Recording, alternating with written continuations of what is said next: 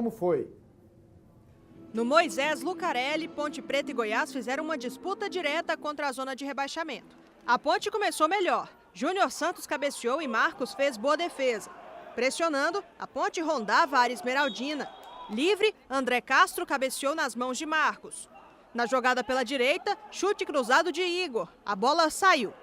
A primeira boa chegada do Goiás foi com Carlos Eduardo aos 20 minutos. Ivan espalmou. Só que na sequência, no contra-ataque, Danilo Barcelos saiu cara a cara com Marcos, que conseguiu abafar. Mais uma, Igor quase na pequena área foi travado na hora do chute.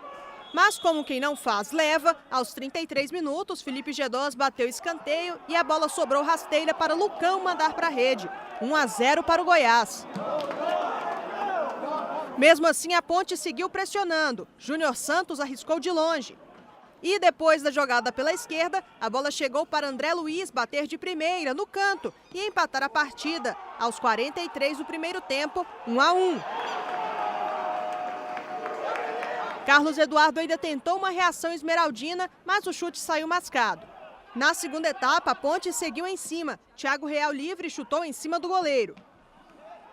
Mas aos 6 minutos, Marcos nada pôde fazer. André Luiz recebeu, girou e bateu de novo no canto. Seu segundo gol na partida e a virada da Macaca, 2-1.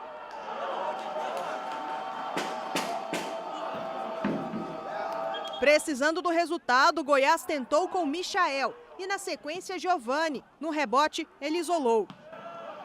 André Krobel tentou uma bola perigosa na área, mas Ivan espalmou. Ele também encaixou a cabeçada de Lucão e teve sorte quando saiu mal do gol, mas a bola passou por todo mundo. Aos 41 minutos, Ourinho teve a chance de fazer o terceiro. A bola passou perto da trave. O jogo terminou mesmo, Ponte Preta 2, Goiás 1. E o desembarque da delegação do Goiás aconteceu agora há pouco. Segurança reforçada, mas o único torcedor queria só uma selfie. Feio na foto está o Goiás.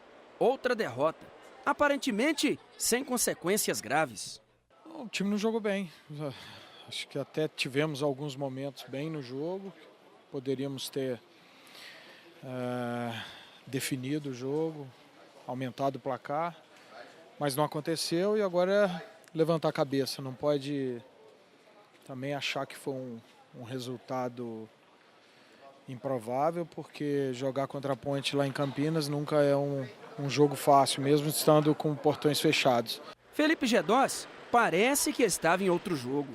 Ontem perdemos um jogo que poderíamos sair com a vitória, vamos dizer assim, mas o importante é que a nossa equipe não se entregou, né?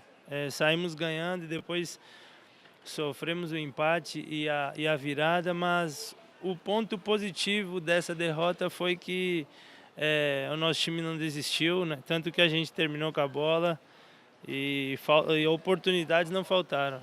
O meia tem uma contratura muscular e depende dos exames para saber o período de recuperação. Eu nunca tive lesão assim, desse dor muscular, alguma coisa assim, nunca tive.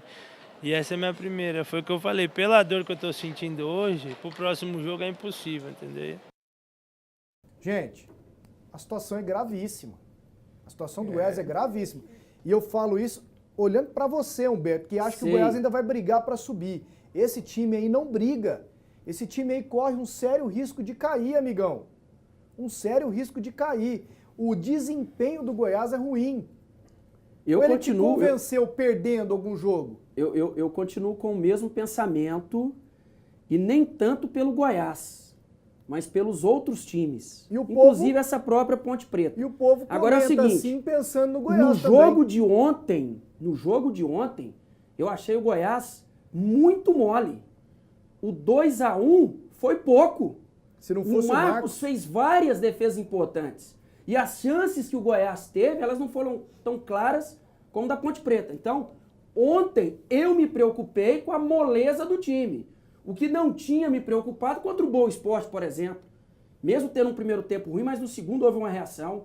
Contra o Guarani também teve bons momentos na partida, Mas ontem não. Ontem o Goiás foi muito mal. E me preocupa também o técnico, né? Não vejo o perfil de um técnico que na hora que precisa dar uma dura, gritar nos jogadores, com os jogadores chamar atenção, o Ney Franco não tem esse perfil. Ele é um cara muito tranquilo à beira do gramado. E a situação que o Goiás se encontra precisava de um técnico mais tipo Lisca doido, né? Ali na beira do gramado. O Hélio dos Anjos Era desse jeito, era pior. Não, praguejava lá Quanto também, mais não lembra de não, ninguém. saía rouco, Era pouco. igual um pato Não, rouco. Se você ele botar um ficava cara doido. assim nesse time não. do Goiás, ainda piora. Jogador hoje, pressiona demais. Você deu um e- grito em um com um, o resto fica Não contra. vai ficar passando a mão na cabeça o tempo Não, todo. não é passar, é Passando- saber Não, trabalhar. precisa de um cara Não passa lá, não, ué. e o Ney não passa. Fiquei sabendo, tive informações que internamente ele trabalha duramente com os atletas, o psicológico, conversa, aperta no treinamento. Ué, o presidente do Goiás mas- gritou no vestiário com os jogadores. mas Deu eu- efeito contra o Atlético. Todo mundo falou, ó, tava precisando disso, e agora?